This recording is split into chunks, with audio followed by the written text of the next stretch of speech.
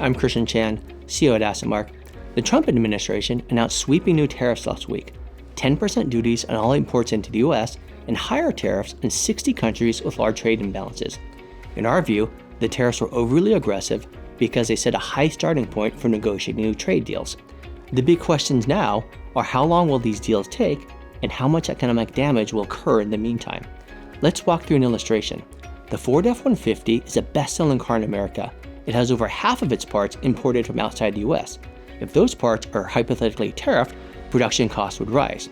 Now Ford would take some of that hit, but higher prices would likely trickle down to consumers. That's why tariffs tend to cause inflation.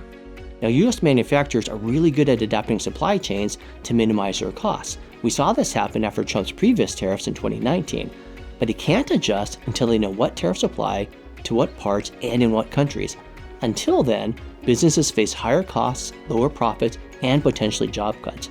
Add in concerns over lower government employment, and you can see why consumer confidence has fallen so dramatically. So what should investors do?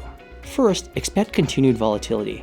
Negotiations take time, but deals eventually get done, and companies eventually adjust to whatever operating environment they're in.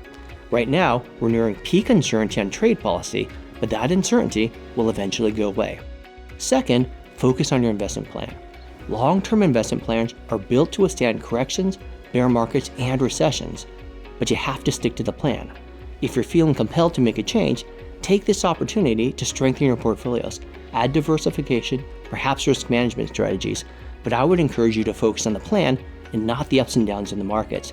This is probably the hardest thing to do as an investor. Lastly, I would try to stay focused on the long term.